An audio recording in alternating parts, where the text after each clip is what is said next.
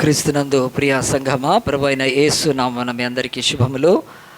ప్రభు ఆయన మనల్ని ఈ యొక్క సంవత్సరంలో 7 నెలలు కాచి కాపాడి 8వ నెల ఈ యొక్క ఆగస్టు మాసము మొదటి ఆదివారమున పరిశుద్ధులుగా సంఘంగా చేరి మనం బలలో చేయవేయటానికి, అలాగనే సహవాసం చేస్తూ ప్రభువును కీర్తించడానికి దేవుడిచ్చిన ఈ మంచి కృపకై దేవునికి మహిమ చెల్లిస్తున్నాను.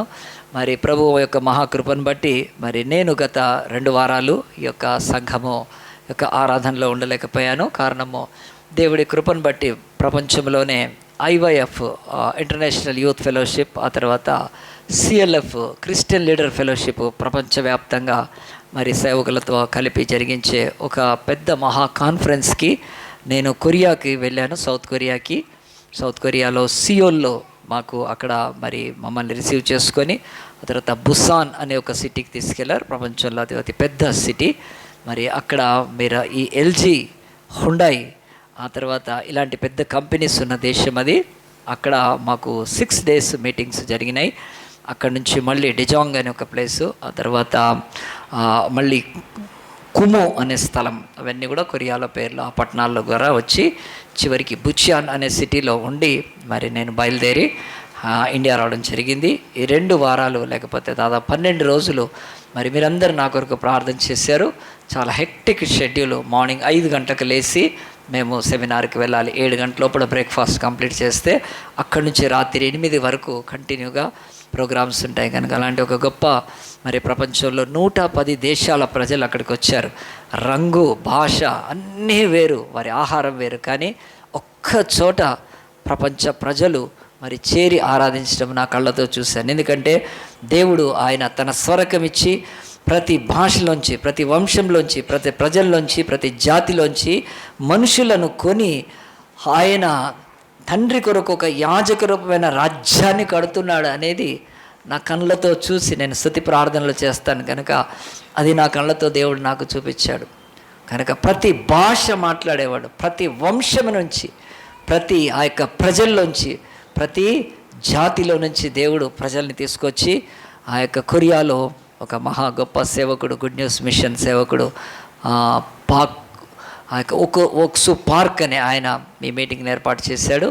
సో ప్రపంచ దేశాల నుంచి కనీసం ఆ యొక్క ఏరోప్లేన్స్ కూడా మరి వస్తే ఆ యొక్క ఏరోడ్రామ్ కూడా మరి నిండిపోయేంత, లేకపోతే అన్ని ఫ్లైట్స్ తోటి అన్ని దేశాల నుంచి వచ్చి ఆరాధన చేశారు. చాలా సంతోషం. అనుభవాలన్నీ కూడా నేను తర్వాత పంచుకుంటాను.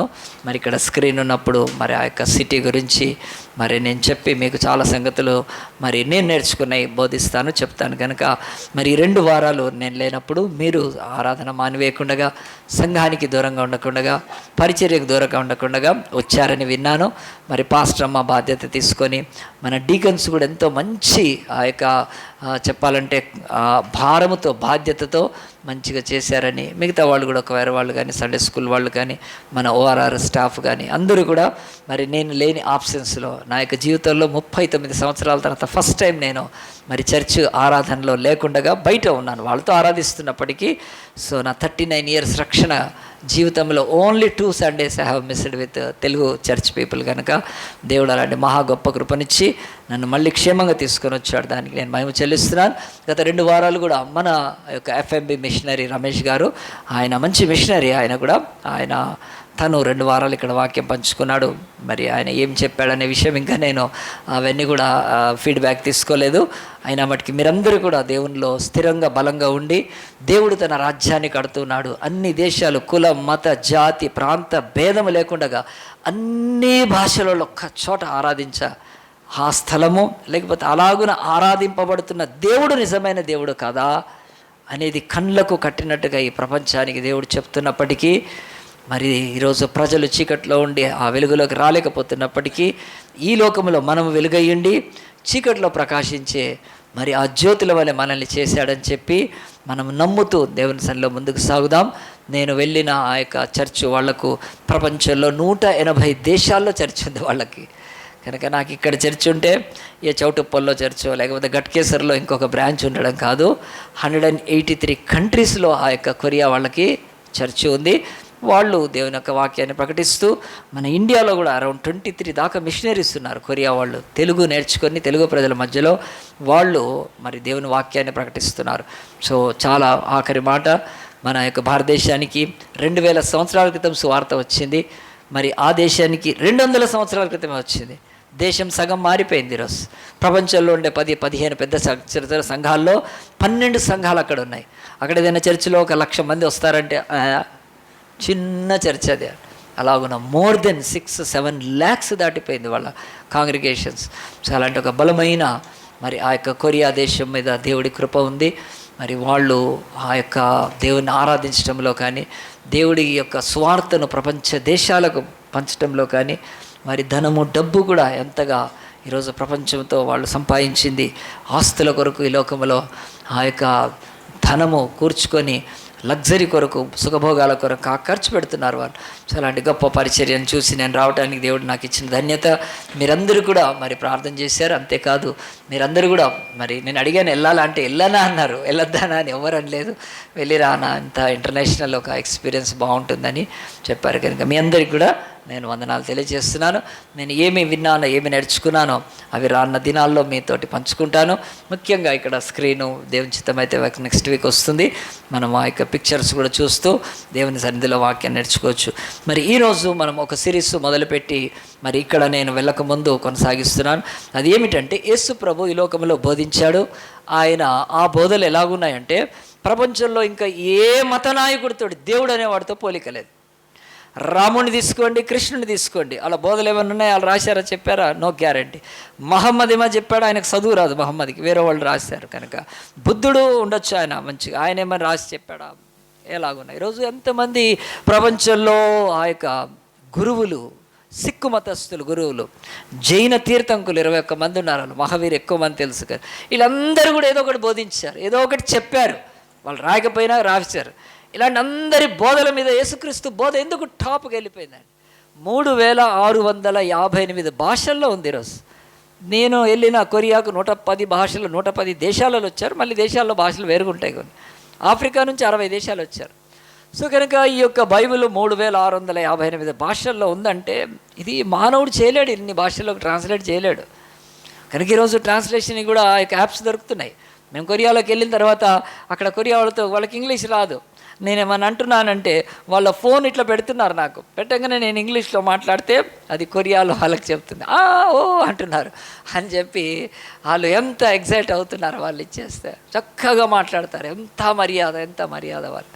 రకాల మర్యాద చూస్తే ఇక్కడ అసలు మర్యాద లేదు. ఇక్కడ అసలు ఎవరికి మర్యాద లేదు అసలు.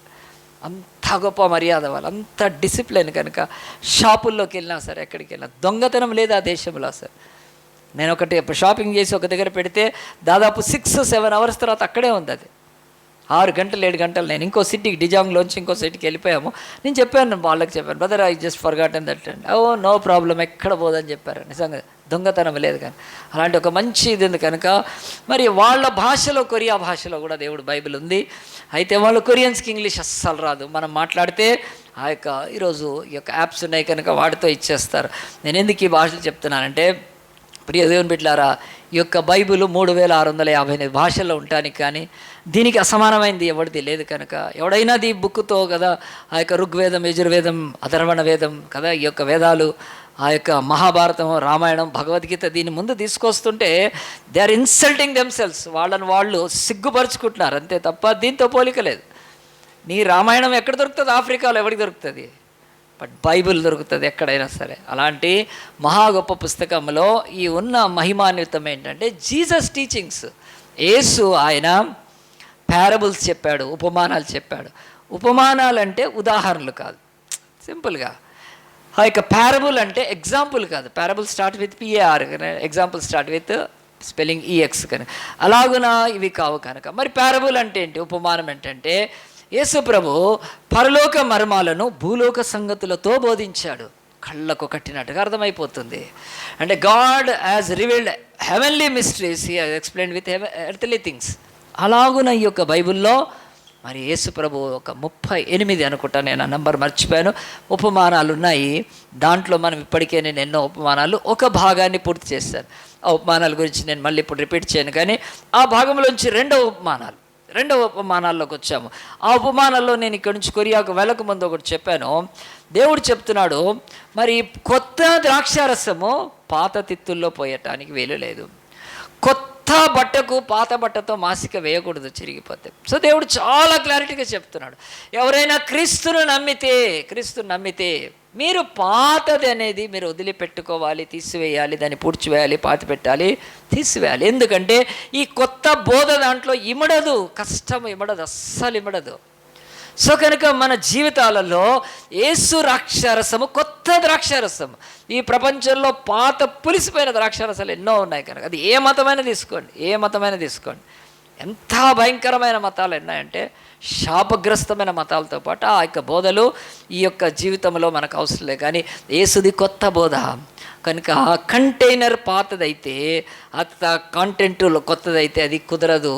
కనుక పదార్థము అది కొత్తది, కానీ ఆ యొక్క పాత్ర పాతదైతే అది పట్టదని చెప్తున్నాడు దేవుడు, మార్చుకోమని చెప్తున్నాడు. సో కనుక అలాంటిది నేను పోయిన వారం చెప్తే దాని ఉద్దేశం ఏమిటంటే, ఈ బైబిల్ స్పష్టంగా చెప్తుంది, యేసుక్రీస్తు నమ్మిన వాళ్ళు శిష్యులుగా తయారవుతారు. కనుక వాళ్ళ శిష్యుల్లో దేవుడు అంటున్నాడు, నువ్వు కొత్త పాత్రగా మార్చుకోవాలి. నువ్వు కొత్త పేరు కాదు, కొత్త ఆ యొక్క భాష కాదు, కొత్త పండగ కాదు, కొత్త ఆ యొక్క వస్త్రాలు కాదు, నీవు కొత్తగా మారితేనే నా బోధ నీకు వస్తుంది. ఎందుకన్నాడు, ఈ చంప కొడితే ఇంకో చంప చూపించేది ఏంటి, అది కొత్త బోధ. అది ఎట్లా పాత దాంట్లో ఇముడుతుంది, అస్సలు ఇముడదు. కనుక నీకు 2 అంగీలు ఉంటే 1 అంగీ ఇచ్చేయమంటాం. మనం 2 అంగీలు ఉంటే దాచిపెట్టి పాత సామాన్ అని వస్తే, లేకపోతే ఆ యొక్క బాస అనలేదు. అంటే కనీసం మనము ఏదని ఇవ్వటానికి కూడా మనలో ఆ క్రొత్త మనసు లేకపోవచ్చు. దేవుడు చెప్తున్నాడు కనుక అలాంటి యొక్క కొత్త బోధ బైబిల్ చెప్తుంది. నువ్వు ఉపవాసం చేసేటప్పుడు రూమ్లో గదిలోకి వెళ్ళి చేయి, బాహాటంగా చేయి.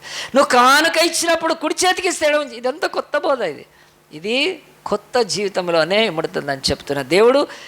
ఈరోజు దాంట్లో మనం రెండవ భాగంగా చూస్తే, యేసు ప్రభు తన శిష్యులు ఎవరైతే పరలోక రాజ్యం కొరకు సిద్ధపడుతున్నారో వారిలో ఒక కీలకమైనది తీసుకొని, ఇది మీరు కలిగి ఉండకపోతే మీ యొక్క రక్షణ విషయమే ప్రశ్న వేసుకోమని చెప్పాడు. మత్తయి సువార్త 18వ అధ్యాయం తీసి ఇక్కడ ఇప్పుడే మరి మన సిస్టర్ ద్రాక్షవల్లి చదివింది కదా, 18వ అధ్యాయంలో యేసు ప్రభు ఆయన యూదయ గలిలయ సమరయ ప్రాంతాలు తిరుగుతూ ఆయన తన శిష్యులకు అనేక విషయాలు చెప్తున్నప్పుడు శిష్యులు కూడా సందేహాలు ఉంటే అడిగేవారు. మనం ఎట్లా టీచర్స్ని అడుగుతామో సందేహాలు, లేకపోతే బైబిల్లో డౌట్స్ ఉంటే పాస్టర్ని అడుగుతామో, అలాగే యేసు ప్రభు శిష్యులు కూడా ఈ యొక్క 18వ అధ్యాయంలో 21వ వచనంలో అనేక సంగతులు మాట్లాడుతున్నప్పుడు పేతురు ఏమన్నాడంటే చూడండి, ఆ సమయమైన పేతురు 21 ఆయన ఎదుగు వచ్చి, ప్రభువా, నా సహోదరుడు నా ఎడల తప్పిదము చేస్తాడని ఎన్ని మార్లు అతన్ని క్షమిపోవలెనో 7 మార్ల మట్టుగా అని అడిగాను. ఎందుకు ఈ ప్రశ్న మరి పేతురు అడిగాడంటే, వాళ్ళు కొత్త బోధ నేర్చుకుంటున్నారు కనుక. ఇప్పుడు యూదుల యొక్క మతం, యూదా యొక్క సాంప్రదాయం, యూదా యొక్క విచారం, యూదా యొక్క ఆచారం ఏవి కూడా కాదు, యేసు కొత్తగా తీసుకొచ్చాడు. సో ఈ యొక్క కొత్త దాంట్లో యేసు ప్రభు చెప్తున్నవి అవి విని క్షమాపణ విషయమై పేతురు కొంచెము తన శిష్యుల మధ్యలో, మిగతా వాళ్ళ మధ్యలో తను గొప్పవాడిగా, తను ఎక్కువగా, తను చాలా అధికంగా ఉన్నట్టుగా తను తాను బయలుపరుచుకోవటానికి ఆ యేసు ప్రభుని అడిగే ప్రశ్నలో ఒక తొందరపాటు అతనికి ఉండేది కనుక, ప్రభువా, నా సహోదరుడు తప్పు చేస్తే నేను ఎన్నిసార్లు క్షమించాలి అన్నాక ఏం చేయాలండి, ఆన్సరు దేవుడు ఇవ్వాలి కదా. ఇప్పుడు మనం కూడా ఏదైనా రాకపోతే కదా, ఏదైనా చేయాలనుకుంటున్నాం, ఒక వంట వండుతున్నాం అనుకుంటాం, దీంట్లో ఈ వంట చేయడానికి ఏం వేయాలి అని అడిగి ఇంత వేయాలనంటే వేసుకోపో అంటారు. అంటే ఎవరైనా ప్రశ్న మనం వేసిన తర్వాత దాని జవాబు మనం వేచి ఉంచాలి. పేతురు అడుగుతున్నాడు, ఎన్నిసార్లు క్షమించాలి అన్నప్పుడు పేతురు ఆయన ప్రభువు నుంచి జవాబు కనిపెట్టాలా? కాదు. ఆయన క్వశ్చన్ అడిగి ఆన్సర్ 7 మార్ల మటుకు అంటాడేంటి? ఎందుకన్నాడు 7 సార్లు అని బైబిల్ చెప్తుంది. యూదులు రబ్బీలు 3 times పర్మిషన్ ఇచ్చారండి ఎవరికైనా. 3 సార్లు క్షమించవచ్చు, 4వ సార్లు ఉతకచ్చు, కొట్టచ్చు. 3 సార్లే యూదులకు. సో 3 సార్ల మీద పేతురు 7 సార్లు అంటున్నాడంటే అక్కడ ఏంటి? పేతురుకి క్షమాపణ మీద యేసుప్రభుని నేర్చుకోవాలని, కానీ యేసు నిజమైన హృదయము, యేసు యొక్క సత్యమైన ఆ పరలోక మహిమాన్వితమైన బోధ కంటే కూడా 7 మార్లు మట్టుకు అంటే ఏం ఆశించాడు తెలుసా అండి? అప్పుడు యేసు ప్రభు, పేతురు నువ్వు ఎంత మారిపోయావు, ఎంత 7 మార్లు మట్టుగా నిజంగా నువ్వు నిజంగా 7 మార్లు మట్టుకు అంటున్నావంటే నువ్వు ఎంత ఎదిగిపోయావు ఆత్మీయంగా. యూదులు 3 సార్లు క్షమిస్తారు, నువ్వు 4 అనలేదు, 5 అనలేదు, 6 7 సార్లు క్షమిస్తావా? ఓ నీ క్షమాపణ ఎంత సంపూర్ణత అని అన్నప్పుడు పేతురు హాయిగా శిష్యుల మధ్యలో ఎంత ఘనతగా, చూసారా నేను ఎంత యేసుప్రభువుగా నేర్చుకున్నాను, ఎంత గ్రేట్గా చెప్తున్నాను, నేను 7 మార్లు క్షమిస్తానని ఇలాగునా అని అనుకున్నాడు. కానీ యేసుప్రభువు అన్నాడు, పేతురు నువ్వు మిస్టేక్ ఉన్నావు. ఎవరు మిస్టేక్ అని?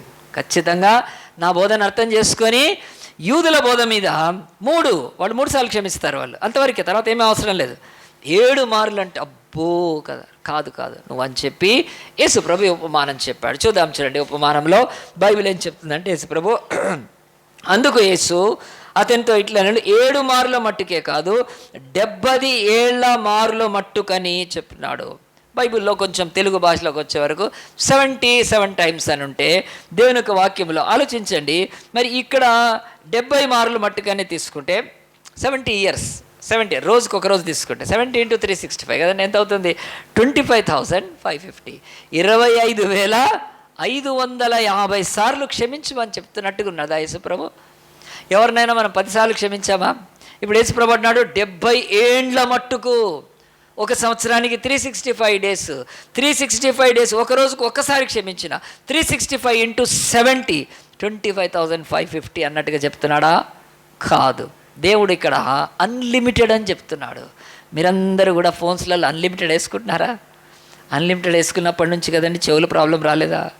మాట్లాడి వేరులకు విసుగు రాలేదా? ఫోన్లు పగలగొట్టలేదా? ఎంతసేపు మాట్లాడతారు ఫోన్లలో? అన్లిమిటెడ్ ఎక్కువైపోయింది కదండి. అంటే ఈ లోకంలో ఒక ఆఫర్సే ఈ యొక్క టెలికాం వాళ్ళు, లేకపోతే ఈ యొక్క నెట్వర్క్స్ వాళ్ళు ఆ యొక్క అన్లిమిటెడ్ అంటుంటే ఆ మాటను మీరు గుర్తుపెట్టుకోవాలని, ఫర్గివ్నెస్ ఈజ్ అన్లిమిటెడ్ అని చెప్తున్నాడు దేవుడు. అంతేకాదు ఇంగ్లీష్లో ఈ ట్రాన్స్లేషన్లో ఉన్నట్టుగా 77 టైమ్స్ అనుకుంటే 7 7s 490, 490 వస్తుంది. 490 సార్లు క్షమించి 491 తర్వాత నీ తంతు తీస్తాను, నీ మీద పగ తీర్చుకుంటాను అని చెప్పి అంటున్నాడా? అస్సలు కాదండి. 7 అనే సంఖ్య వాడినందుకు దేవుడు యేసుప్రభు అసంఖ్యాంగా చెప్తున్నాడు, మీరు అన్నిసార్లు క్షమించాలన్నప్పుడు వాళ్లకు అర్థం కాలేదు. క్యాలిక్యులేషన్ అయితే ఇప్పుడు మనం 70 × 7 కదా, 25,550, 490 ఇట్లాగే.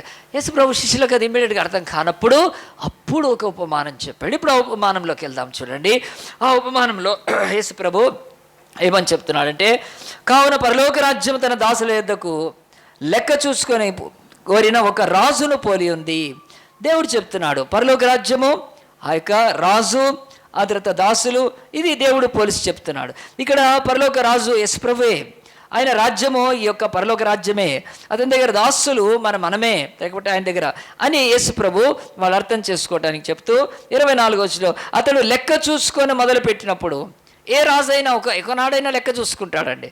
ఎంతైనా ముఖేష్ అంబానీ చూసుకోడా, అదాని లెక్క చూసుకోడా కదండి? చూసుకుంటాడు, ఎందుకంటే వాళ్ళు లెక్క చూసుకోవడానికి మోడీ గారు ఉన్నారు కదా, కనుక లెక్క చూసుకుంటారు. అయితే ఇలాగూ నా లెక్క చూసుకొని వాడు ఎవడు ఉన్నాడు.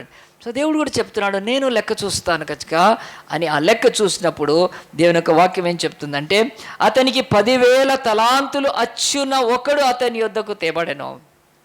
రాజు గనక అతనికి ఎవరో ఇవ్వాల్సిన అతను మామూలుగా కాదు, 10,000 తలాంతులు ఒక అతను ఇవ్వాలి కనుక అడిగాడు. పిలిపించి అడిగినప్పుడు 10,000 తలాంతులు అప్పు తీర్చడానికి వాని యొద్ద ఏమీ లేనందున, అప్పు తీర్చడానికి ఏమీ లేకపోతే ఆ రాజు అధికారి ఏం చేశారంటే, వాని యజమాని వాని భార్యను పిల్లలను వాని కలిగిన యావత్తును అమ్మి అప్పు తీర్చవాలని ఆజ్ఞాపించను.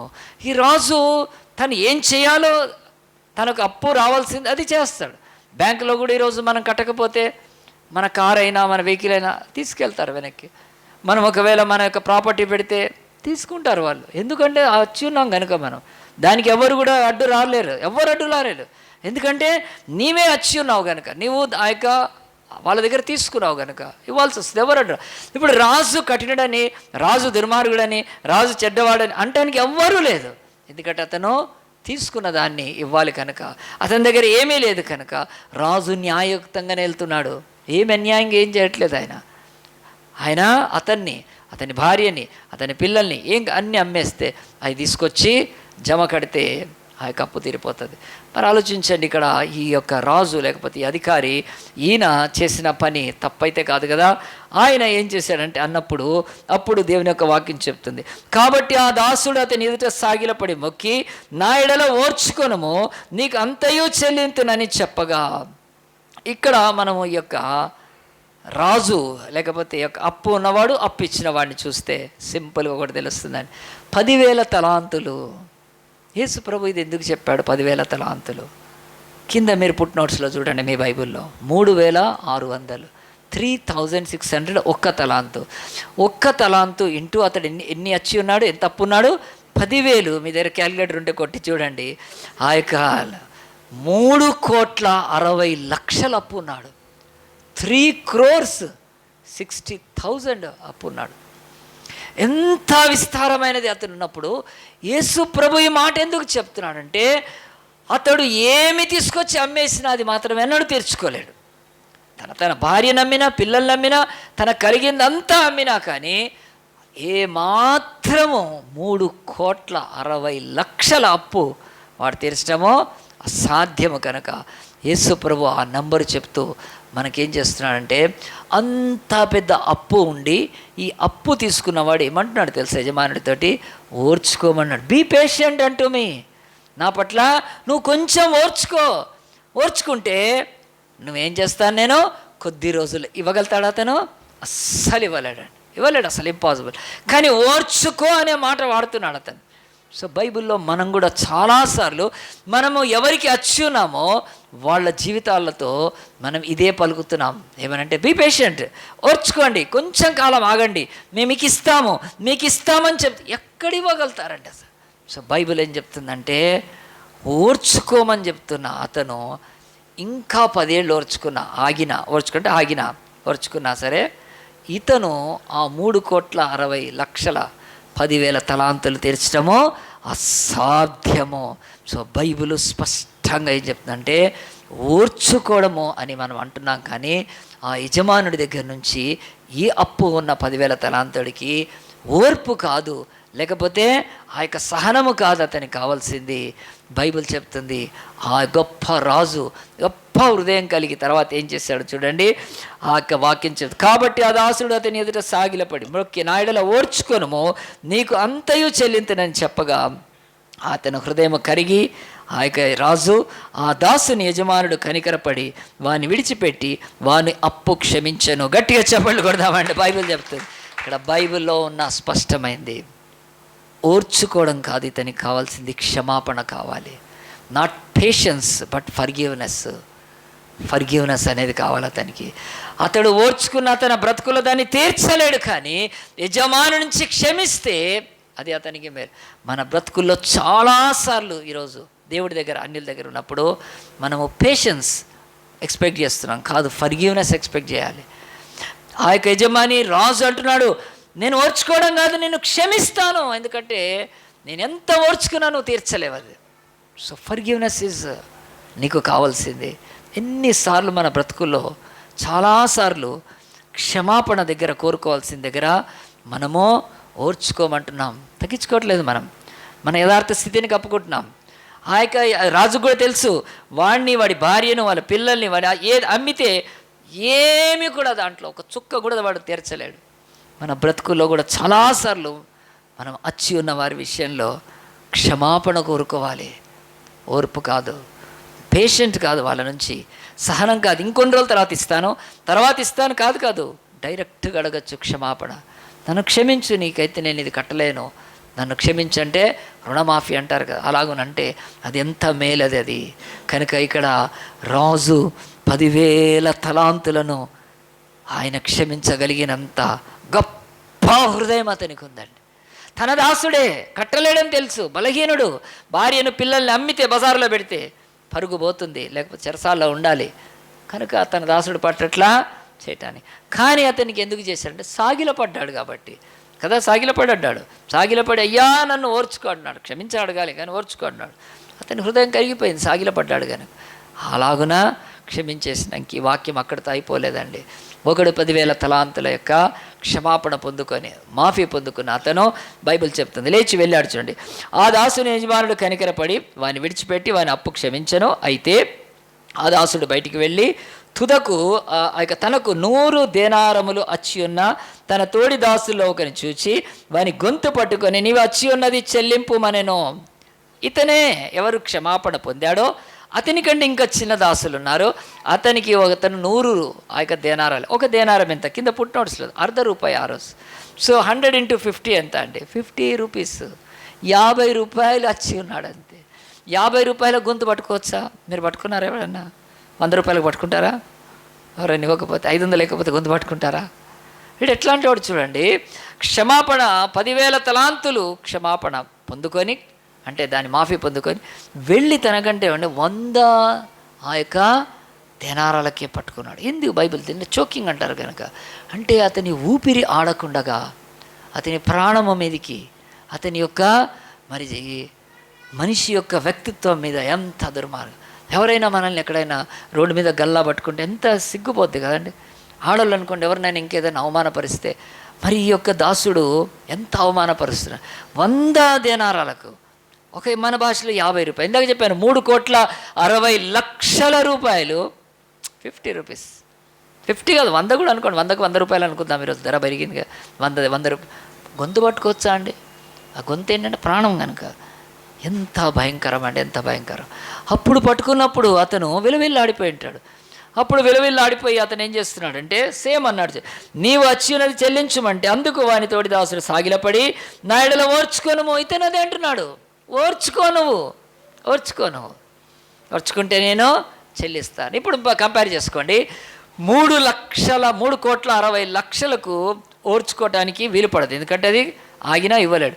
కానీ ₹100 నువ్వు ఆగితే ఇవ్వచ్చు కదా. ఇది ఇవ్వగలుగుతాడు ₹100. ఈ ₹100 ఈజీగా 100 దేనారాలు ఇచ్చేయగలుగుతాడు, 100 దేనారాలు.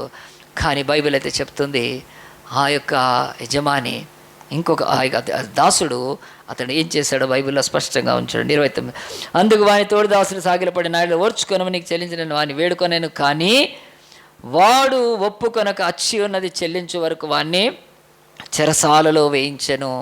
ఎంత బాధాకరం అండి. చెరసాలలో వేసేసాడు. దేనికి వేసేసాడు? 100 దేనారాలకు చెరసాలలో వేసాడు. వేయచ్చు, లీగల్గా వేయచ్చు, ఎందుకంటే నాకు ఇవ్వలేదు కనుక. ఆ యొక్క అచ్చి ఉన్నాడు కనుక, అప్పు తీసుకున్నాడు కనుక, అడిగితే ఇవ్వట్లేదు కనుక ఖచ్చితంగా వేయించే చెరసాలలో. కానీ ఆ చెరసాలలో వేసిన తర్వాత బైబిల్ అయితే చెప్తుంది, ఈరోజు భూమి మీద మనుషులు తాము ఆ యొక్క క్షమాపణ పొందుకొని ఆ క్షమాపణను వాళ్ళు రిలీజ్ చేయట్లేదు, ఇతరులకు ఇవ్వట్లేదు. అది చెప్తూ దేవుడు యేసుప్రభు స్పష్టంగా, నేను ఈ మాటలు ముగిస్తాను చూడండి, దేవుని యొక్క వాక్యము, వాడు ఒప్పుకొనక అచ్చి ఉన్న వాని చెరసాల్లో వేయించెను. కాగా వాని తోడి దాసులు జరిగిన చూచి మిక్కిలి దుఃఖపడి వచ్చి జరిగినదంతయు తన యజమానికి వివరంగా చెప్పిరి. ఇక్కడ బైబిల్ ఏం చెప్తుందంటే అందరూ దాసులే, కానీ ఈ దాసులు ఎవరైతే ఉన్నారో చూసిన వాళ్ళ యొక్క హృదయాలలో ఒక క్షమాపణ విషయమై, జాలి విషయమై, దయ విషయమై వాళ్ళల్లో కలిగిన స్పందన వీళ్ళలో లేదు కనుక. మంచిగా వినండి బైబిల్ చెప్తుంది, ఆ యొక్క 3,60,00,000 లేకపోతే 10,000 తలాంతులు ఆ యొక్క రాజు క్షమించడము, వీడు సాగిలపడ్డము వీళ్ళు చూసి దాన్ని మంచిగా అర్థం చేసుకున్నారు.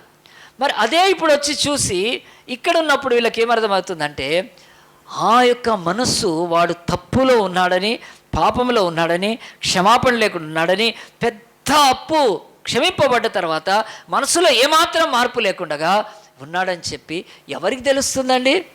తోటిదాస్. ఇది బైబిల్లో నోట్ చేసుకోవాలి. చాలాసార్లు మన బ్రతుకులో మన పాపం మనకు తెలియదండి, మన కఠినత్వం మనకు తెలియదు. వీడు ఎంత కఠినో ఇతరులు తెలుసుకోగలిగారు, చుట్టూన్న వాళ్ళు. వాడికి తెలియట్లేదు, ఎందుకంటే వాడి బ్రతుకులో వాడు పొందుకున్న క్షమాపణ కానీ, వాడు ఆ యొక్క రాజు దగ్గర నుంచి పొందుకున్న ఆ కనికరం కానీ అది ఎక్కడ కూడా హృదయంలో లేదు అతడికి.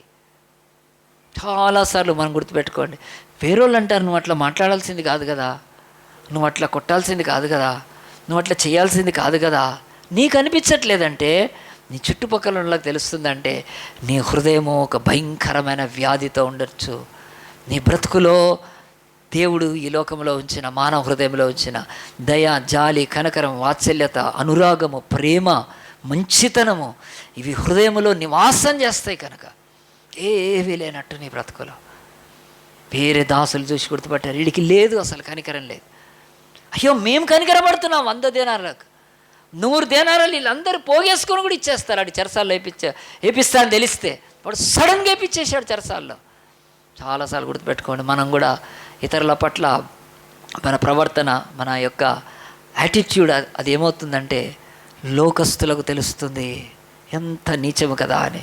వాళ్ళు ఏం చేశారు, వాళ్ళ చేతుల్లో ఈ దాసుడిని ఏం చేయలేరు, వాళ్ళు ఇంకా చిన్న దాసులు కనుక ఈ దాసుడిని ఏం చేయలేరు కనుక వాళ్ళంతా పెరిగెత్తుకొని ఎక్కడికి వెళ్ళారు, రాజు దగ్గరికి వెళ్ళిపోయారు. రాజు దగ్గరికి వెళ్ళి అయ్యా ఇట్లా ఇలా జరిగిందని చెప్పినప్పుడు రాజుకి ఏమైపోయిందంటే కోపం వచ్చిందండి. ఆ మాటలు చదువుదాం చూడండి. ఆ తర్వాత ఆ విషయం తెలిసినప్పుడు 32 అప్పుడు వాని యజమానుడు వాని పిలిపించి, చెడ్డ దాసుడా, నీవు నన్ను వేడుకొంటివి కనుక నీ అప్పంతయు క్షమించి తిని, నేను నిన్ను కరుణించిన ప్రకారం నీవును నీ తోడి దాసుని కరుణింపవలసి ఉండను కదా అని అతనితో చెప్పాను.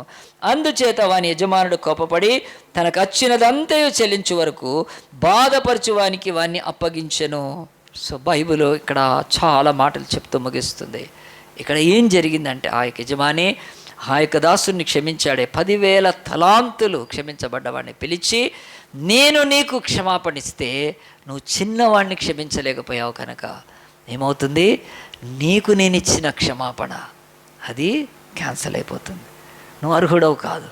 నేను నిన్ను క్షమిస్తే ఆ క్షమాపణను ఇతరులకు ఇవ్వటానికి నువ్వు ఇవ్వటానికి అప్పుడు నీకు ఆ క్షమాపణ ఏదైనా నీ జీవితంలో నీకు అది. కానీ ఇప్పుడు లేదు కనుక ఎత్తి చెరసాల్లో వేసేస్తే అక్కడ బాధపరచువాడని బైబిల్ చెప్తుందండి. ఈ మాటల్లో ఈ ఉపమానంలో కొన్ని సత్యాలు ఉన్నాయి. ఇక్కడ బైబిల్ ఏమి నేర్పిస్తుందంటే బైబిల్ నంబర్ 1 ఒకటి నేర్పిస్తుంది. అదేమిటంటే మనము ఇతరులను క్షమించాలి అనే దాని విషయంలో. సో దీనికి కొన్ని విషయాలు స్పీడ్గా చెప్తాను.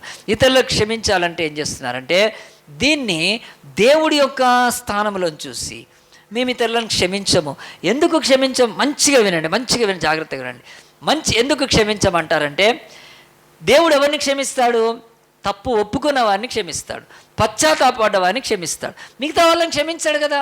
నేను ఈ వ్యక్తిని క్షమించను, తను పశ్చాత్తాపడాలి, తర్వాత నన్ను వచ్చి అడగాలి, అప్పుడే నేను క్షమిస్తాను. యేసుప్రభు అట్లా చెప్పలేదు ఉపమానం, గుర్తుపెట్టుకోండి. నంబర్ 1 యేసుప్రభు చెప్తున్నాడు, నేను నిన్ను క్షమించటానికి, నువ్వు నాకు పశ్చాత్తాపడితే నేను క్షమిస్తానంటానికి అది దేవుడికి మానవుడికున్న ఆ యొక్క స్థితి అయితే నీవు దేవుడి స్థానంలోకి వెళ్ళిపోతున్నావా? ఆలోచించండి. ఎవరైనా పశ్చాత్తాపడితేనే, నన్ను వేడుకుంటేనే నేను వాళ్ళని క్షమిస్తానంటే నువ్వు దేవుడి స్థానానికి వెళ్ళిపోయినట్టే. కుదరదు. ఎందుకంటే దేవుడికి ఈ లోకంలో ఆయనకు ఎప్పుడు కూడా క్షమాపణ అవసరం లేదు. అంతేకాదు ఆయన ఎప్పుడు క్షమాపణ పొందినవాడు కాదు. ఎవరైనా చూసి దేవుణ్ణి నేను క్షమించాను అని అంటానికి ఎవడూ లేడు భూమి మీద. హీ నెవర్ రిక్వైర్స్ ఫర్గివ్నెస్, ఆయనకి ఎప్పుడు అవసరం లేదు. అలాంటి దేవుడు ఏమన్నాడంటే ఆయన దగ్గరకు వచ్చి ఎవరైనా క్షమాపణ కోరుకుంటే ఆయన క్షమిస్తాడు. నీవు దేవుని స్థానాన్ని తీసుకొని నిన్ను వ్యతిరేకించిన వాళ్ళను, నేను బాధ పెట్టిన వాళ్ళను, నీకు అచ్చిన వాళ్ళను, వాళ్ళు కూడా మారు మనసు పొంది లేకపోతే పశ్చాత్తాపడి నా దగ్గరికి వచ్చి అడిగితేనే నేను క్షమిస్తా అంటే అది కాదు. ఇది మొదటిది. రెండవది బైబిల్ చెప్తుంది, యేసు ప్రభు ఇక్కడ క్షమాపణ గురించి చెప్పినప్పుడు ఆయన ఇంకోటి ఏం చెప్పాడంటే నీ యొక్క క్షమాపణలో ఈ యొక్క భూమి మీద నువ్వు వ్యక్తిగతంగా క్షమించాలి. ఇప్పుడు ఒక వ్యక్తి పాపం చేసినప్పుడు ఏమవుతుందంటే అతన్ని ఒక ఓనర్ ఉన్నారనుకోండి, ఇంటి ఓనర్, అతని ఇంట్లో ఏదో దొంగతనం ఎవరు చేశాడు, ఒక దొంగ, అతను క్షమించవచ్చు, క్రీస్తులో క్షమించవచ్చు, పర్వాలేదని క్షమించేసిన తర్వాత ఆ క్షమాపణతో అది లోకంలో ఉండదు. అంటే స్పిరిచువల్గా ఉన్న క్షమాపణ వేరు, సోషల్గా ఉన్న క్షమాపణ వేరు. సోషల్గా అంటే ఈ లోకంలో సివిల్గా ఉన్న క్షమాపణ వేరు. అనుకుందాం, ఒక ఇంటి యజమాని తన దగ్గర దొంగతనం చేశాడు, నేను క్షమిస్తున్నాను వాడి మీద ఏమీ అన్నంత మాత్రాన సరిపోదు. ఎందుకంటే వాడు దొంగ గనుక లోకంలో చట్టం ఉంటుంది కనుక ఆ లోక చట్ట ప్రకారము చూడండి రోమా 13వ అధ్యాయంలో దేవుని యొక్క వాక్యం చెప్తుంది, ఈ భూమి మీద అది ఉంది. ఆ క్షమాపణ లోకంలో ఉండదు. అది దేవుడు చెప్పట్లేదు. అది మనము తీసుకోలేము కనుక, అంటే మనము ఆ కేసును తీసివేయటానికి కానీ కొట్టివేయటానికి కానీ అలాంటిది ఏమీ ఉండదు కనుక దేవుడు చెప్తున్నాడు, ప్రతి వాడును పై అధికారులకు లోబడి ఉండవలను, ఏలైనగా దేని వలన కలిగిన తప్ప మరి ఏ అధికారము లేదు. ఉన్న అధికారం దేవుని వల్లనే నియమపడి ఉన్నాయి. కాబట్టి అధికారంను ఎదిరించువాడు దేవుని నియమాన్ని ఎదిరించున్నాడు, ఎదిరించువాడు తన మీదకే తాను శిక్ష తెచ్చుకుంటున్నాడు. కనుక ప్రభుత్వం చేయవారు చెడ్డ కార్యాలు కానీ మంచి కార్యాలకు భయంకరులు కారు, నీకు మేలు కలుటకు అధికారులు దేవుని. ఇదంతా కూడా ఈ అధ్యాయంలో ఏముందంటే, ఒక వ్యక్తిని నువ్వు క్షమిస్తే ఆ క్షమాపణ ప్రభుత్వం ఇవ్వదు అతనికి.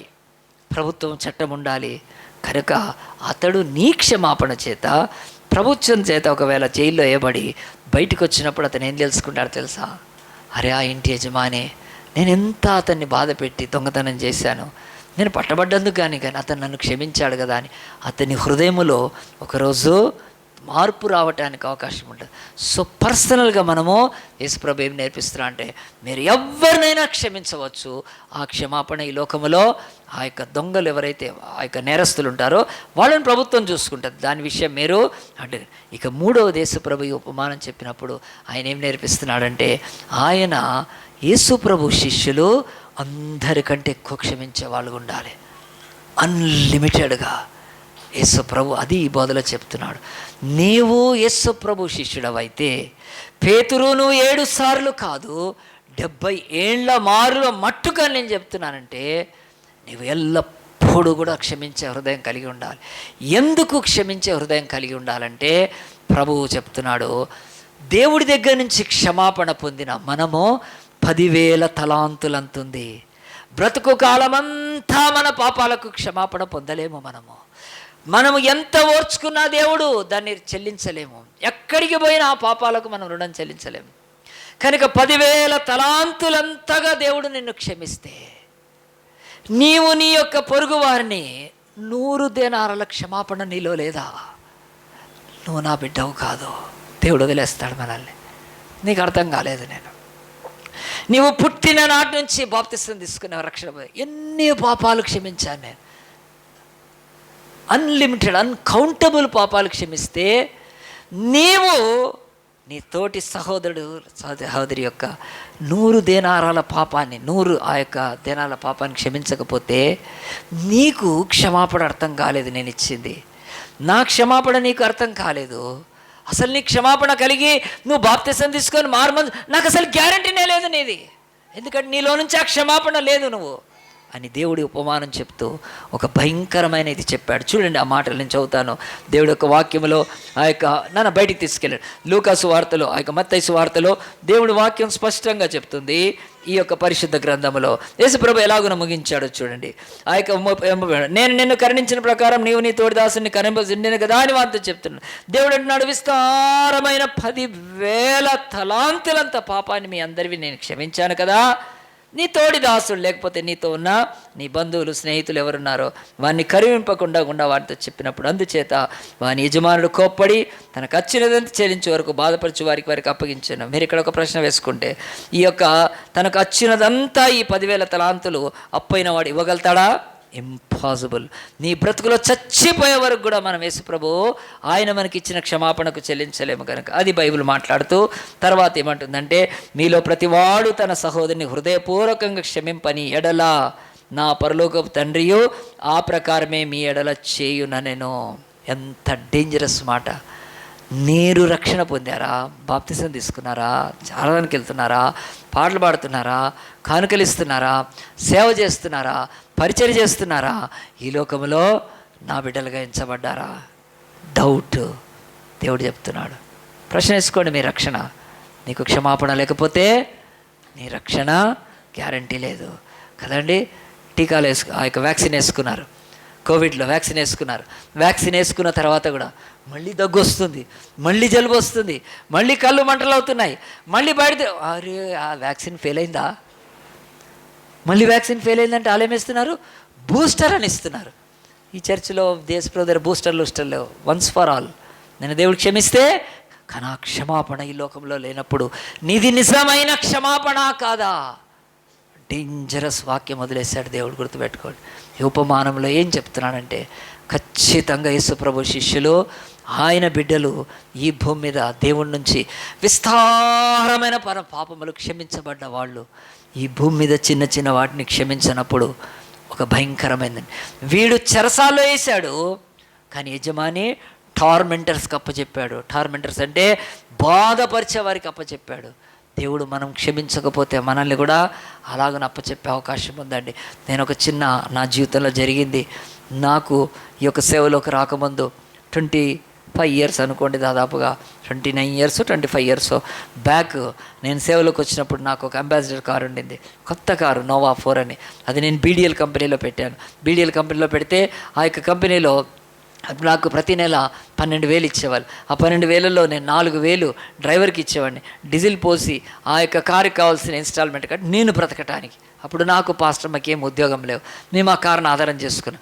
అలాగూ నా కారు నడుస్తే ఏదంటే ఆ BDL కంపెనీలో కార్లు తీసేస్తారు, ఒక్కోసారి కాంట్రాక్ట్స్ మారుతాయి. నా యొక్క కాంట్రాక్టర్ జావీద్ అని ఉండేవాడు, అతని కాంట్రాక్ట్ పోయింది కారులో, ఎందుకంటే సరిగ్గా మెయింటైన్ చేయకపోతే ఆఫీసర్స్కి కార్లు పెడతారు. నా కారు కూడా దాంట్లో ఉండేది.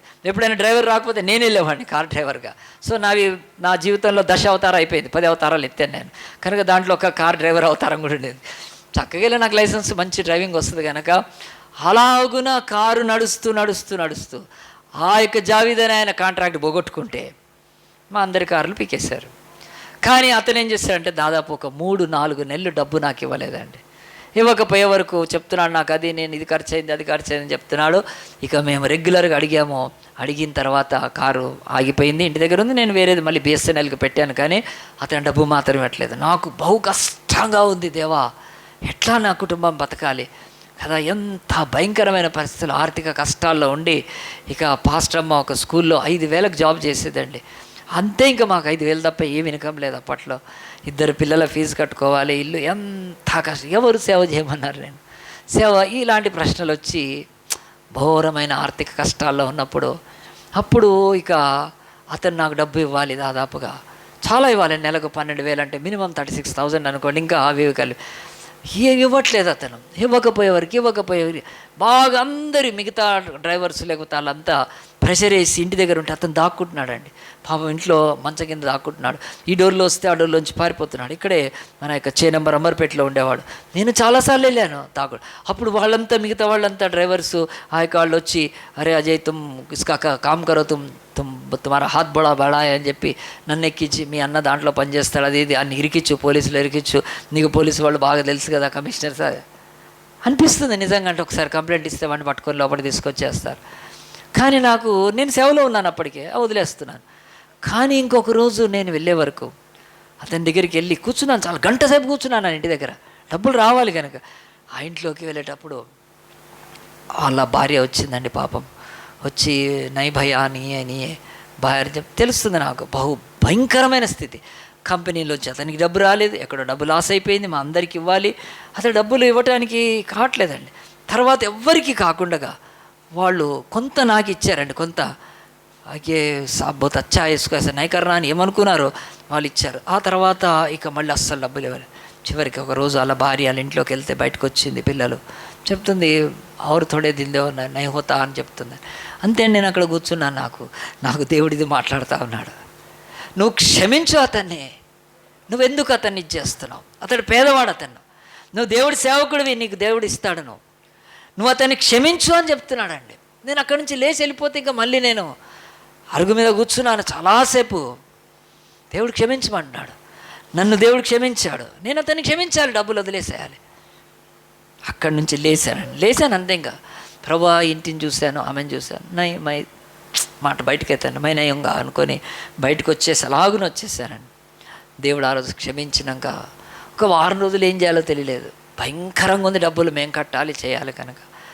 అలాగున ఒక 4-5 డేస్ ఉన్నాక నేను ఒక మినిస్ట్రీ, అప్పుడు ఒక దైవ సేవకుడు ఉన్నాడు, ఆయన మీటింగ్స్ అవుతుంటే ఆయనకు మేము చాలా హెల్ప్ చేసేవాళ్ళం. ఆయన హెల్ప్ చేస్తుంటే ఆయన ఒక మీటింగ్ పెట్టి మన పాస్టర్స్కి ఏమైనా రిక్వైర్మెంట్ ఉంటే ఇస్తాము అని చెప్పి ఆయన దైవంగా, ఇప్పుడు ఈరోజు నేను ఎంతోమంది పాస్టర్కి ఇస్తాను, అదేమి ఇది కాదు, అట్లా ఇస్తారనేది కూడా ఒక ఇది కాదు, అందరు ఎవరికి ఇవ్వరు డబ్బులు. కానీ గుర్తుపెట్టుకోండి, ఆ యొక్క సేవకుడు మాత్రం మేము ఆయనకు అప్పటికే 4-5 ఇయర్స్ నుంచి సపోర్ట్ చేస్తున్నాము. ఆయన పిలిచి మీటింగ్ పెట్టి ఎంక్వైరీ చేశాడు, అజయ్కి ఏంటి అంటే, అజయ్ ఇట్లా ఒక కారు పెట్టుకొని ఇచ్చేస్తుంటాడు, అతనికి ఏం పెద్ద ఆధారం లేదు, చర్చ్ కూడా చాలా సంఘం చిన్నది, విలేజ్ మినిస్ట్రీ అప్పుడు గట్కేసర్లో ఉండేది, నెలకి 200 కాదు కదా, ఆ కానుకలు 150-160 రూపాయలు వచ్చాయి, అట్లాంటి స్థితిలో చేశాము. కానీ పిలిపించి ఏం చేశాడంటే, అజయ్కి వెహికల్ ఇదిగా ఉంది, అజయ్ డబ్బులు కూడా తీసుకోడు, అజయ్ పాలని చెప్పి నాకు ఒక అమౌంట్ ఇచ్చారండి. ఇచ్చి ఇంకొక పాస్టర్ ద్వారా నేను తీసుకోనన్నాను, లేదండి లేదు లేదు, ఆయన కూడా నీకు కాదు కదా, నువ్వు వెహికల్ వేసుకొని తిరుగుతున్నావు, నీ వెహికల్ పాతగా అయిపోయింది, అట్లీస్ట్ ఈ వెహికల్కి రిపేర్స్ కానీ లేకపోతే ఇంకేదైనా వెహికల్ కొనుక్కోవటానికి కానీ. నాకు ఆ రోజు వాళ్ళు వెహికల్కి డబ్బులు ఇచ్చారండి. నేను ఆ రోజు తీసుకున్నాక అప్పుడు బయటకు వచ్చినాక నాకు అప్పుడుకున్న అవసరతలన్నీ తీరిపోయినాయండి. నేను ఆ రోజు గుర్తుపెట్టుకున్నాను, దేవా నేను క్షమిస్తే నాకు ఆ యొక్క దేవుని కృప దొరుకుతుంది. నాకంటే బలహీనుడు, నాకంటే కూడా ఒక ఆ యొక్క ట్రావెల్ కాంట్రాక్టరు, తిండికి లేక వాళ్ళు భార్యాభర్తలు బాధపడుతున్నారు. నేను వింటున్నాను ఖానేకు బని ఉస్కు అని వీళ్ళు అంటారు, ఐసీఓనా ఉస్కు ఐసీఓనా. సో అప్పుడు దుబాయ్ మనందరినీ వాడు ముంచాడు కనుక మనందరి కార్లు డబ్బులు వాడు అని అంటున్నారు, వీళ్ళు అంటున్నారు, కానీ వాళ్ళు తిండి లేక బతున్నారు.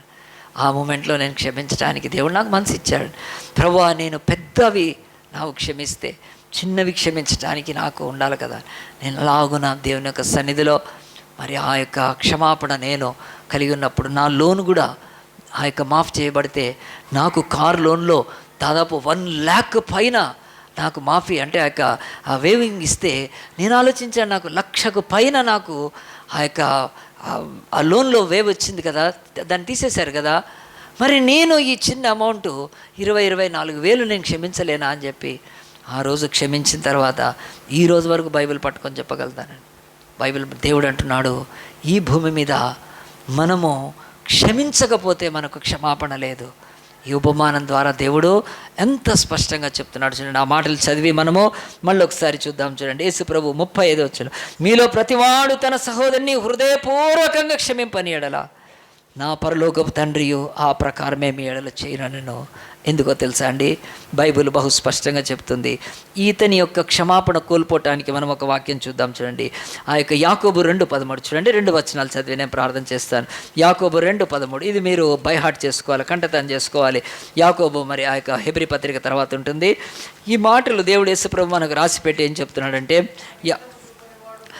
కనికరము చూపని వాడు కనికరం లేని తీర్పు పొందును. చెప్పండి, ఇప్పుడు బైబిల్లో రాయబడింది, ఆ యొక్క రాజుకు మంచి మనసు లేదా, ఆ రాజుకు హృదయం లేదా, రాజులో ఆ యొక్క దయ లేదా, రాజులో కనికరం లేదా, రాజులో ఏ మంచితనం లేదు.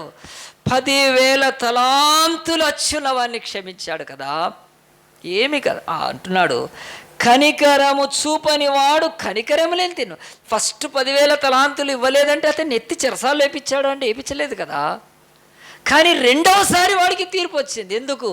తనకంటే చిన్న దాసుడిని క్షమించనందుకు వాడికి ఈ వాక్యం నెరవేరింది. కనికరము చూపని ఆ యొక్క మొదటి దాసుడు 10,000 తలాంతుల క్షమాపణ పొందిన వాడు కనికరము లేకుండా ఉన్నాడు కనుక ఆడికి కనికరం లేని తీర్పు వచ్చింది. దేవుడు ఇక్కడ రాజు, ఆయన మంచివాడు కదా అని మనకు దేవుడు వాక్యం నేర్పిస్తున్నాడు. ఈ న్యూ టెస్ట్మెంట్లో మీరు నేర్చు, కనికరము తీర్పును మించి అతిశయపడును. కనికరము కదండి. దీన్ని ఏం చెప్పాలా, నా లైఫ్లోని ఎక్స్పీరియన్స్. నేను ఒకవేళ ఆ జావీద్ అనే అతనికి తీర్పు తీర్చుంటే అంటే పట్టుకొని కేసు వేసి పోలీసులను తీసుకెళ్ళి ఎవరినైనా వసూలు చేయొచ్చు ఈరోజు డబ్బులు కదండి. ఈరోజు లేరా గుండాలు లేరా, రౌడీలు లేరా, ఆ యొక్క అధికారం లేదా, కండబలం లేదా, పోలీసు లేదా, ఎవరినైనా కక్కించవచ్చు. అదేంటో తెలుసా అండి, జడ్జిమెంట్ తీర్పు. కానీ ఆ రోజు నేను తీర్పుకి వెళ్ళలేదండి. కనికరం బట్టి, దేవా నా హృదయంలో ఎంత మంచి మనసు ఇచ్చావు. రోజు కనికరము తీర్పును మించి అతిశయిస్తుంది. 20 ఏండ్లకు పైన నేను చెప్పగలుగుతున్నాను, ఆ కనికరం నేను చూపాను. దేవుడు ఎవరో నా పట్ల కూడా చూపిస్తాడు కనికరం. ఇప్పుడు తీర్పు వెళ్ళి నేను తెచ్చుకుంటే ఏమొచ్చేది, కానీ ఇప్పుడు కనికరము తీర్పును మించి అతిశయిస్తుంది. ఎంత మంచిది కదా. ఈరోజు నేను ఎవరిపైన కనికరం చూపిస్తే తీర్పు కంటే నాకు గొప్పగా అనిపిస్తుంది కదా. అంతేకాదు, నేను వాడిని పట్టుకున్నాను, జావీద్ గారిని, వాడిని వేయించాను, నా 24,000 వసూలు చేపించుకున్నాను, అప్పట్లో చాలా అమౌంట్ అది అని అంటే ఏముండేది. కానీ నీ రాజు కనికరించి అతన్ని క్షమిస్తే తీర్పును మించి నాకు అతిశయం కలుగుతుంది. దేవుడి బిడ్డగా నాకు అతిశయం కలుగుతుంది. నేను బలలో చేయి వేసేటప్పుడు, ఇంకెక్కడైనా సరే వాక్యం చెప్తున్నప్పుడు, ప్రభా నాలో కనికరం ఆ రోజు ఇచ్చావు నువ్వు అని అతిశయం కాదా? ఇది మొదటిది. రెండవది, అందరు లూకాసు వార్త 6వ అధ్యాయం తీయండి. ఈ మాటలు చదువుతూ మనం ప్రార్థన చేసుకుందాం. లూకాసు వార్త 6వ అధ్యాయంలో యేసు ప్రభు చెప్తున్నాడు, ఈరోజు మీరు క్షమించకపోతే మీకు క్షమాపణ ఉండదని చెప్తున్న యేసు ప్రభు ఆయన బహు స్పష్టంగా అంటున్నాడు. మనందరి జీవితాలలో ఈ మాటలు చదువుతూ ముగిస్తాం. లూకాసు వార్త 6వ అధ్యాయము 35, మీరైతే ఎట్టివాని గురించి నిరాశ చేసుకొనక మీ శత్రువులను ప్రేమించండి, మేలు చేయండి, అప్పు ఇయ్యండి, అప్పుడు మీ ఫలము గొప్పదై ఉండును. మీరు సర్వోన్నతిని కుమారులై ఉందరు. ఆయన కృతజ్ఞత లేని వారి దుష్టులను ఉపకారి అయి ఉన్నాడు. కాబట్టి మీ తండ్రి కనికరం గలవాడై ఉన్నట్టును మీరును కనికరం గలవారై ఉండుడి. ఈ మాట అందరు నాతో చెప్తారండి. కాబట్టి మీ తండ్రి కనికరం గలవాడై ఉన్నట్టు మీరును కనికరం గలవారై ఉండుడి. కింద మనం చూద్దామండి 38లో, క్షమించుడి, చెప్పండి, క్షమించుడి అప్పుడు మీరు క్షమించబడుదురు, ఇయ్యుడి అప్పుడు మీకు ఇయ్యబడును, అణచి కుదిలించి దిగజారినట్లు నిండు కొలతను మనుష్యులు మీ ఒడిలో కొలుతురు. మీరు ఏ కొలతతో కొలుతురో ఆ కొలతతోనే మీకు మరలా కొలవబడునని చెప్పాను. గోల్డెన్ వర్డ్స్ అండి. ఇది రక్షణ పొందిన 39 సంవత్సరాల క్రితము ఈ వాక్యాలు నా హృదయంలో లోతుగా దేవుడు ఆలోచించేటట్టు చేశాడు. బ్రతుకులో ఈరోజు 39 ఇయర్స్ తర్వాత నేను చెప్పగలుగుతాను. ఈ మాటలు మనం ఫాలో అవుతుంటే దేవుడు చెప్పిన ఉపమానము, మీ పరలోకపు తండ్రి మిమ్మల్ని క్షమించిన రీతిగా ఆ కొలత తీసుకొని లోకంలో మీరు క్షమించండి, మీకు ఎంత క్షమాపణ దొరుకుతుంది. ఎంత ఈ లోకంలో మీకు ఐదిస్తుంది. చిన్న చిన్న తప్పులు క్షమించలేని వారి రోజు యేసు ప్రభువును ఆరాధిస్తూ యేసు ప్రభువులోకి వస్తుంటే దేవుని యొక్క మాటలు చివరిగా యేసు ప్రభు సిలువలో వేలాడుతున్నప్పుడు ఎవరిని క్షమించాడు? తనల్ని పొడిచిన వారిని క్షమించాడు, తనల్ని దూషించిన వారిని క్షమించాడు, తన్ను అప్పజెప్పిన వారిని క్షమించాడు. అంతేకాదు యేసుక్రీస్తుని ద్రోహం చేసిన ఆ యొక్క ఇస్కరియోతుతో పాటు శాస్త్రులు, ప్రధానులు, అధికారులను క్షమించాడు. అందు గురించి యేసు ప్రభు సిలువెక్కి, తండ్రి వీరేం చేయించిన వీరెరుగారు అని క్షమించి క్షమాపణతో యేసు ప్రభు సిలువను స్థాపిస్తే ఈ ఉపమానంలో యేసు ప్రభు స్పష్టంగా చెప్తున్నాడు. ఒకటే అంటున్నాడు, మీ పరలోకపు తండ్రి కనికరం గలవాడు కనుక మీరు కనికరం కలిగి ఉండండి.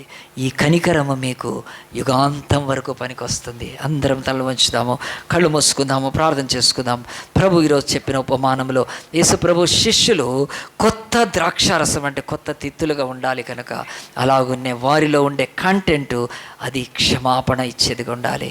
మీరు పరలోకపు తండ్రి నుంచి క్షమాపణ పొందారు కనుక ఆ క్షమాపణ ఇతరులకు మీరు చూపలేకపోతే, ఇతరులను క్షమించలేకపోతే, సంవత్సరాలు మనసులో ఆ యొక్క గ్రడ్జ్ పెట్టుకొని, మనసులో ద్వేషం పెట్టుకొని, మనసులో పగ పెట్టుకొని, మనసులో ఈర్ష్య పెట్టుకొని మనిషి బ్రతుకులో దేవుడి బిడ్డగా యేసుక్రీస్తులో కొనసాగడం అసాధ్యము.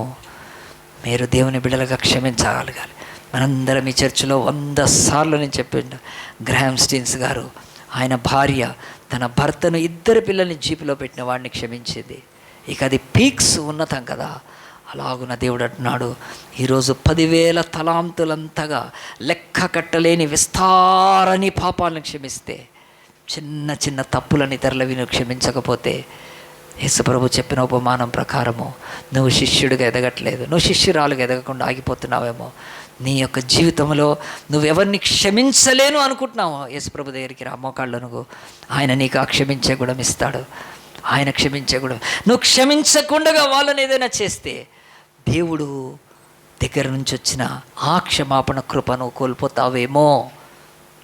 బహు జాగ్రత్తగా ఈరోజు నీ అత్తమామలు, నీ బంధువులు, నీ స్నేహితులు, నీ ఇరుగు పొరుగు వారు, నీ క్లాస్మేట్స్, నీ కొలీగ్స్, ఇంకెవరున్నారో వారికి క్షమాపణ అనే క్రీస్తు మహిమను చూపించు. నువ్వు ఎంత డబ్బులు పెట్టుకొని పెద్ద కారు కొనుక్కొని వెళ్తే నో క్రిస్టియన్, ఏం పెద్ద కాదు.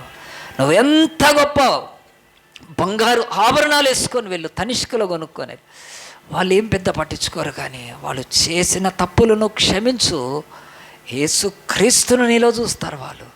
అయ్యో జీసస్ అంటారు, వీళ్ళు క్షమిస్తున్నారని. ఎంత భయంకరం! ఈరోజు ఎన్ని సాక్ష్యాలు విని నేను దుఃఖంతో చెప్తున్నానండి. ఈరోజు ఎంతోమంది క్రిస్టియన్స్ బ్రదర్ వాళ్ళు డబ్బులు తీసుకున్నారు, ఇవ్వట్లేదు. ఎంత బాధ కనుక ఈరోజు క్రైస్తవులు క్షమాపణ కొరకు నిలబడితే లోకం ఎంత త్వరితంగా మారుతుంది కదా. దేవుడు మనతో మాట్లాడుతుండగా, యేసయ్యా నీ శిష్యులకు ఎంత మంచి ఉపమానం చెప్పావు ప్రభా, నా బ్రతుకులో కూడా నేను ఇంకా క్షమించిన వారిని నేను ఇంటికి వెళ్ళి ఈరోజు ప్రార్థన చేసి వాళ్ళని అవుట్రైట్గా క్షమిస్తాను. నా లైఫ్లో అలాంటి 10 అనుభవాలు ఉన్నాయండి. నాకు వ్యతిరేకంగా ఉన్న వాళ్ళని వెళ్ళి నేను క్షమించాను. నేను వాళ్ళని అడిగాను కూడా, అడిగి ఇక నాకు నేను వాళ్ళతో రికన్సిలియేషన్ వేరు. మళ్ళీ మీరు అనుకోవద్దు, forgiveness is not reconciliation. Forgiveness is outright showing God's mercy through us. అంతే. ఫర్గివ్నెస్ని, రికన్సిలేషన్ ఒకటే అనుకోవద్దు దయచేసి. పాస్టర్ బాగానే చెప్తున్నావు, నేను వాళ్ళని క్షమిస్తే మళ్ళీ వాళ్ళతో కలిసి లేవుడు రికన్సిలేషన్ నేను అనట్లేదు. నేను వాళ్ళు మంచోళ్ళు కాదు నీకు తెలుసు, వాళ్ళు దేవుని బిడ్డలు కాదు నీకు తెలుసు, వాళ్ళు మారని నీకు తెలుసు. వాట్ ఎవర్ ఇట్ ఈస్, వాళ్ళతో రికన్సిల్ కావటం కాదు. యేసు ప్రభు శాస్త్రులను క్షమించాడు, వాళ్ళతో ఏకీభవించాడా? ఆయన పునరుత్థానుడై ఆయన అధికారులను క్షమించాడు, ఆయన మళ్ళీ వాళ్ళతో ఏకీభవించాడా? కాదు. ఈ ఫర్గివ్డ్ అంతే. దేవుడిచ్చిన ఒక మహా గొప్ప పరలోకపు తండ్రిలో ఉండే ఆ కనికరం మనలో ఉండాలని దేవుడు చెప్తున్నాడు. కనుక నువ్వు క్షమాపణక ఇతరులకు ఇవ్వకుండా నువ్వు క్రీస్తు బిడ్డగా కొనసాగలేవు. అదే ఉపమానం. కనుక ప్రార్థన చేసుకుందాం.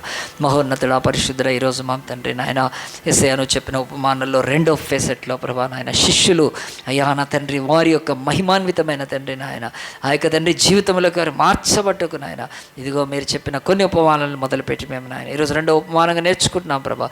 క్షమాపణ మా బ్రతుకులో నాయన, క్షమాపణ మా బ్రతుకులో ఫర్గివ్ ఎంత ఉండాలంటే ప్రభా నాయన అయ్యా తండ్రి తీర్పును మించి మా కనికరం అతిశయపడాలి ప్రభా. ఒకరోజు ప్రభా మేము వాళ్ళని క్షమించామని చెప్పుకోగలగాలి ప్రభా. అది దైవ లక్షణమని మాలో దేవుడు ఇచ్చిందని, ఎందుకంటే దేవుడు మమ్మల్ని క్షమించాడు కనుక మా పాపాలను క్షమించాడని ఒక గొప్ప పరలోక ఆనంద ఆత్మ సంతోషం మాకు కలగాలంటే ఇంకా మేము వీరిని మనసులో పెట్టుకొని క్షమాపణ లేకుండా ప్రభా వారిని నాయన తండ్రి మేము బాధపడుతూ ఉండడము అది నీ చిత్తము కాదు. కనుక ఈరోజు నుంచి నీ హృదయాన్ని మాకు ఇచ్చి ప్రభా నాయన క్షమించే మనసును మాకు ఇచ్చిన తండ్రి ముందుకు నడిపించమని, విధమైన వాక్యాన్ని నారుకటి నీరిపోసి నూరంతాలు ఫలింపచ్చేమని, మేము క్షమించిన మా క్షమాపణ ఎక్కడికి పోదు ప్రభా. అది ఎంతో గొప్ప మాకు నాయన అతిశయాన్ని, ఆనందాన్ని, ఆశీర్వాదాన్ని తీసుకొస్తుంది ప్రభా. నిశ్చయంగా ప్రభా నా తండ్రి నాయన ఇదిగో కఠినమైన భయంకరమైన శత్రువులుగా బ్రతికిన యాకోబు, ఏశావు అయ్యా వారు సమాధాన పడగలిగారు ప్రభా. అయ్యా మేమే పాటి వాళ్ళం నాయన కనుక మేము నిశ్చయంగా ఇతరులతో సమాధాన పట్టం కానీ ప్రభు క్షమాపణ ద్వారా మా యొక్క సహవాసాన్ని సమృద్ధిలోకి సమాధానం నడిపించటకు నీ కృప మా మీద ఉంచి సిలువలో మీరు మాకు ఇచ్చిన క్షమాపణను ఆయన నిజముగా మొదటి దాసుల్లాగా మేము పోగొట్టుకోకున్నట్లు ప్రభా. అయ్యా టార్చర్ చేసే వాళ్లకు, బాధింపబడే వాళ్లకు, టార్మెంటర్స్కి మేము అప్పచెప్పబడకుండా ప్రభా మా యొక్క ఆరక్షణ సంతోషాన్ని కొనసాగించుకుంటూ ఇతరులను క్షమిస్తూ ముందుకు సాగుటకు ప్రభా నీ కృపను మా అందరికీ దయచేసి నడిపించమని, అన్ని నామాల కంటే పైనామం భూలోకములో అందరి పాపాలని మోసి అందరినీ క్షమించడానికి రక్తం కార్చిన మా ప్రియ రక్షకుడైన యేసు పరిశుద్ధ నామాన్ని బట్టే ప్రార్థించి అడిగి వేడుకుంటున్నాము తండ్రి. ఆమేన్.